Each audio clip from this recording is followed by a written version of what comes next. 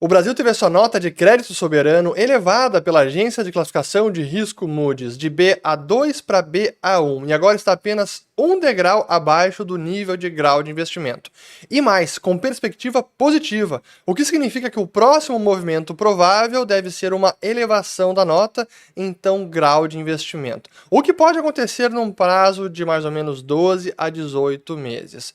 Sim, eu errei, não imaginei que essa elevação fosse ocorrer agora, mas é preciso entender e explicar essa decisão da Moody's, e é isso que eu quero mostrar nesse vídeo, e também reafirmo aqui a minha previsão. No mandato atual do governo Lula, o Brasil não vai alcançar grau de investimento, certamente não pelas três agências. Moody's, talvez, mas as três acho muito improvável, então mantenho a minha previsão e quero explicar aqui neste vídeo o porquê dessa afirmação. Começando então pela notícia que foi divulgada ainda no dia 1º de outubro, terça-feira, aqui temos ela: Moody's eleva rating no Brasil para Ba1 e o país fica a um passo do grau de investimento. E aqui quais foram as principais justificativas? Aqui, ó. A agência de classificação de risco Moody's elevou o rating do Brasil de Ba2 para Ba1, mantendo a perspectiva positiva. Ela aponta que a atualização reflete melhorias materiais no crédito que a instituição espera que continuem à frente. Em nota, a Moody's destacou que o país tem tido um crescimento mais robusto do que o previsto anteriormente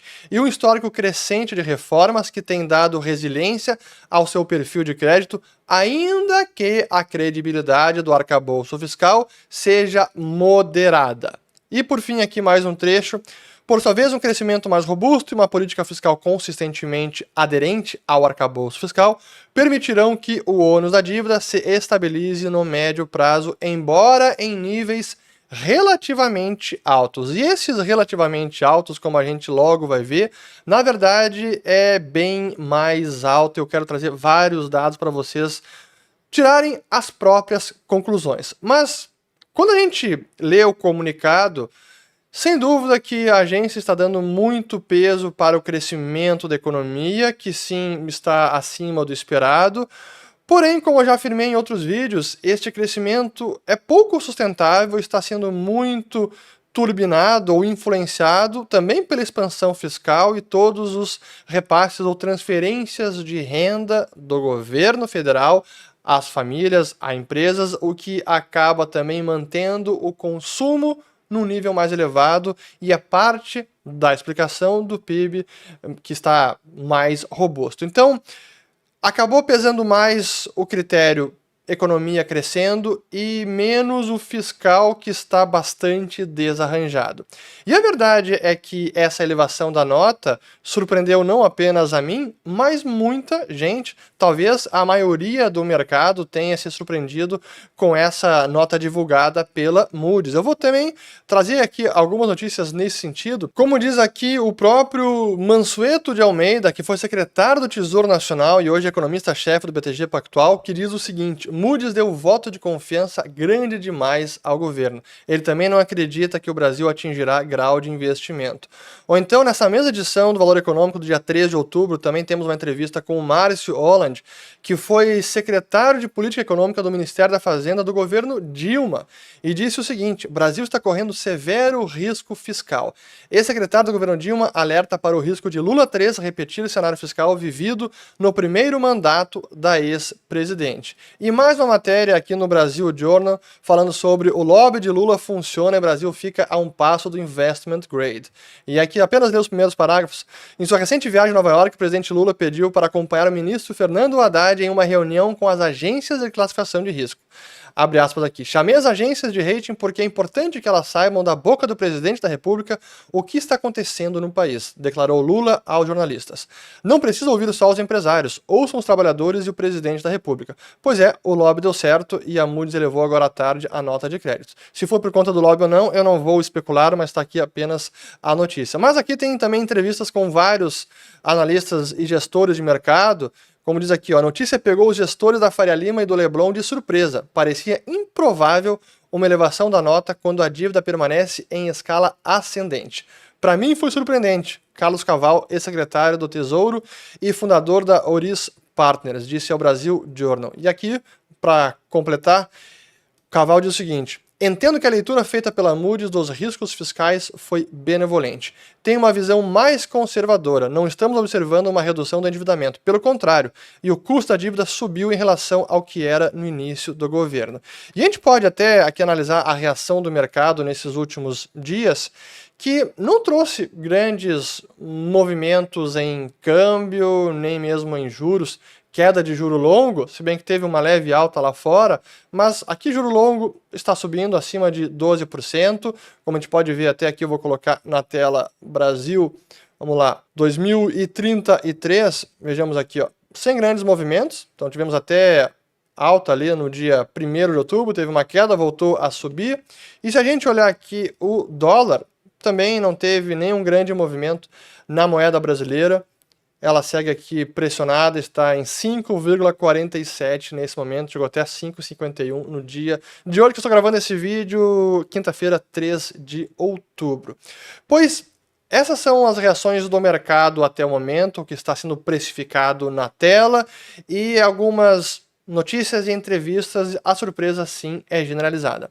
Mas eu não quero me centrar apenas em falas de terceiros, eu quero explicar aqui o porquê da minha afirmação, da minha análise, que eu já fiz em vários vídeos, porque sim, eu discordo dessa avaliação da Moody's, entendo que eles pesaram muito mais o critério PIB crescendo e menos fiscal, com todos os riscos que estamos vendo.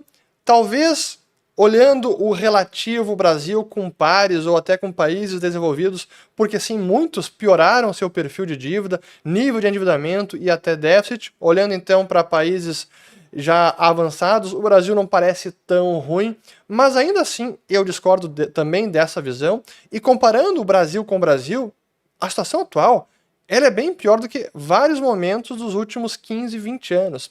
E é isso que a gente tem que colocar em perspectiva, e por isso eu preparei aqui vários gráficos para a gente entender, primeiro, o histórico das notas de risco do Brasil pelas 3 principais agências, a Moody's, Standard & Poor's e a Fitch. Então aqui, vamos lá. Primeiro, desde lá do início do Plano Real, todas as notas dessas 3 agências até agora, outubro de 2024. Acima de BBB- seria grau de investimento. No caso da Moody's, a nota é um pouquinho diferente, já vou mostrar, mas é o mesmo nível aqui. E o que nós tivemos ao longo de 2002 e 2003 até 2008 foi uma ascendente, as notas sendo constantemente elevadas, houve sim uma melhora substancial, a gente vai ver depois nos gráficos, até que chegou no dia 30 de abril de 2008 e a Standard & Poor's elevou a nota para grau de investimento, e no dia 10 de maio de 2008 a Fitch elevou, e a Moody's só foi elevar em 2009. Então a Moody's, até que talvez aqui mais conservadora, demorou mais de um ano depois da S&P, da Fitch, para elevar a nota. E teve mais uma elevação para BBB ainda em 2010, mas que não durou muito tempo. E aí depois, em 2015, setembro de 2015, veio novamente o rebaixamento para grau especulativo pela Standard & Poor's e logo depois pela Fitch, e a Moody's demorou um pouco mais para rebaixar a nota e rebaixou 2 degraus de uma só vez, quando ela assim o fez no início de 2016. E agora, como a gente pode ver nos últimos anos, estava ali em BB menos, que é grau especulativo, e todas as agências estavam 2 degraus abaixo de grau de investimento, e agora, com essa surpresa, a Moody's está 1 degrau abaixo de grau de investimento. Mas por que eu afirmo que o fiscal hoje, os nossos principais indicadores, mostram uma foto bem mais preocupante, a ponto de termos uma severa crise fiscal no horizonte? Sim, como eu já trouxe em vários outros vídeos, vou deixar todos aqui. E por que eu digo que é incongruente pela análise dos indicadores, da perspectiva, com a nota agora da Moody's? Vamos lá, primeiro gráfico. Então aqui apenas o rating da Moody's e com a dívida PIB brasileira no eixo da direita. E aqui eu estou usando o critério que é comumente no mundo inteiro, e até o que o Brasil utilizava até 2007, que inclui também a dívida que está na carteira do Banco Central. Por este critério, que é o mais correto na minha avaliação, A dívida brasileira hoje está em 87,1%. Esse foi o último dado divulgado. 87,1%, se a gente olhar aqui no passado, quando começou a perder o grau de investimento, lá em 2016, 2015, estava em 70 e pouquinhos, agora está em quase 90. Pô, olhando a foto lá atrás, a piora foi constante a partir de 2014, e o oposto também é verdade, a melhora foi constante de 2002, 2003 até 2014, e aí que o Brasil atingiu o grau de investimento. Mas comparando com o momento atual, essa situação, essa métrica mostra um cenário bem mais preocupante. Mas não apenas a dívida, como o déficit. Vejamos aqui o déficit do resultado primário. Então, o resultado primário mostra agora um déficit de 2,3% do PIB. Não temos um superávit, como tínhamos ali quase zerado, mas depois já teve um déficit em 2015, início de 2016, quando perdeu o grau de investimento. E quando ganhou o grau de investimento, estávamos com superávit primário de 2%. Hoje atingir isso é impossível. Em 12 ou 18 meses, completamente impossível. Não há a menor chance de um superávit primário de 2%, que seria o equivalente ao grau de investimento lá de 2008. Olhando pelo resultado nominal, o déficit agora também é profundo. 10%, já quase superando lá o que foi a máxima em 2016, início de 2016. Claro que não o mesmo patamar da pandemia, mas aqui é um evento completamente fora do padrão. Mas um patamar bem abaixo, então uma foto de um rombo fiscal muito maior do que era lá em 2008, quando recebeu o grau de investimento. Estava com resultado nominal de quase 4% de déficit, bem menos pior do que agora com 10%.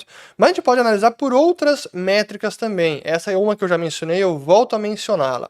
Aqui é o percentual da dívida que está sendo financiada por taxa flutuante, LFT, Tesouro Selic. E quanto maior esse percentual, mais perigosa é a situação do governo de rolagem da dívida, porque ele está dependente de taxa flutuante. O mercado não está mais aceitando financiar o Tesouro a taxa pré-fixada, ou aceita com um prêmio maior em prazos mais curtos, então o Tesouro vai lá e coloca no mercado LFT, letra financeira do Tesouro, que é a taxa pós-fixada. O mercado aceita, mas para o Tesouro é pior, porque à medida que a Selic sobe, o custo da dívida aumenta, que é exatamente o que está acontecendo nesse momento.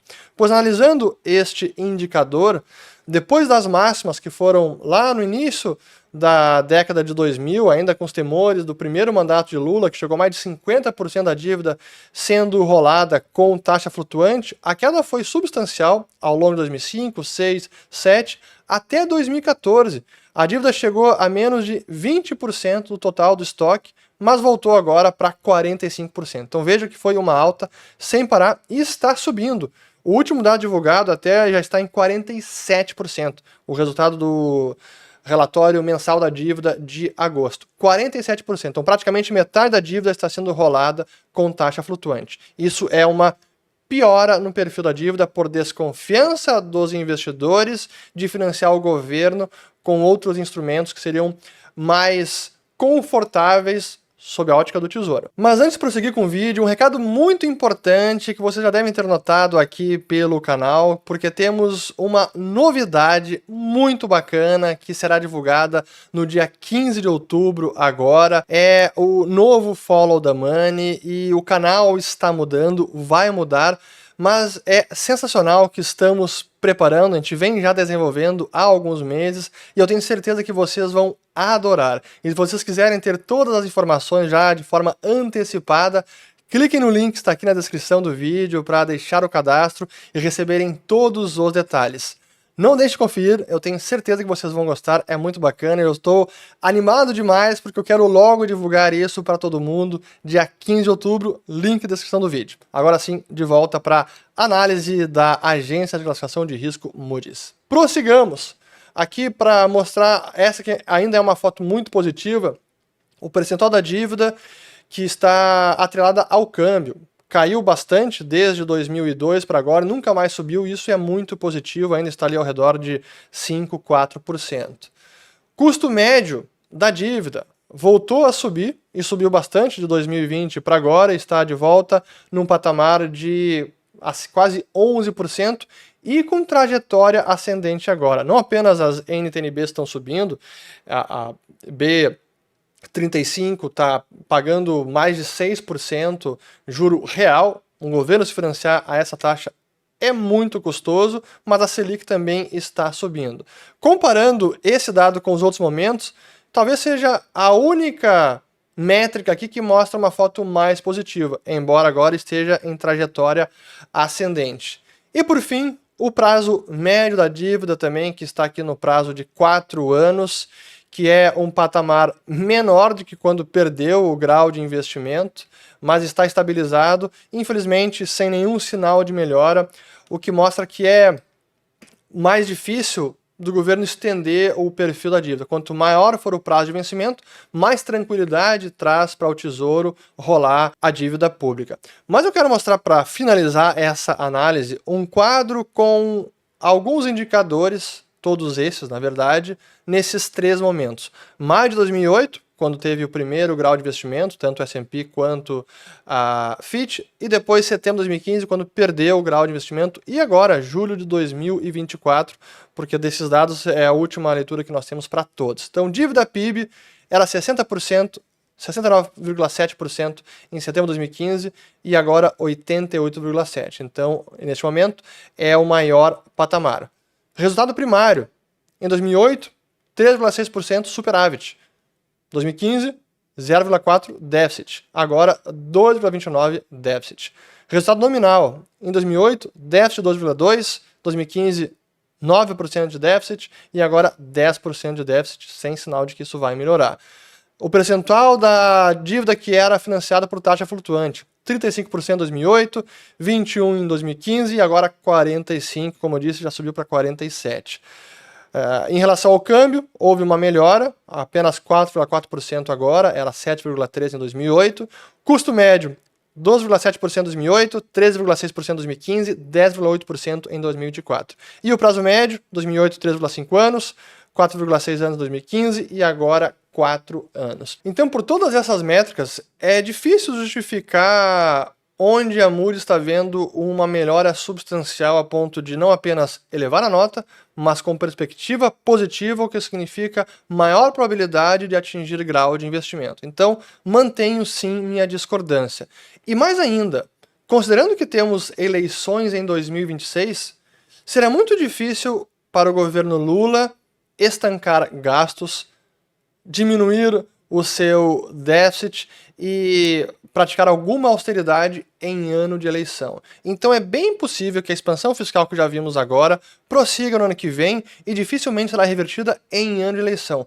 Portanto, qualquer ajuste ficaria para 2027. Ou seja, o desajuste prossegue nos próximos 2 anos. É difícil imaginar uma perspectiva positiva para as contas públicas ou para uma melhora da dívida. A trajetória é ascendente, tem subido mais ou menos R$1 trilhão a cada 12 meses. Então, a cada ano, a dívida está aumentando R$1 trilhão e sem sinal de que isso vai mudar. Agora, falando das demais agências, a verdade é que essa postura da Moody's também vai trazer ruído para as outras duas, S&P e Fitch, porque, de certa maneira, agora elas ficam não obrigadas, mas mais pressionadas a avaliar alguma mudança com perspectiva positiva, porque senão isso também pode gerar muito ruído.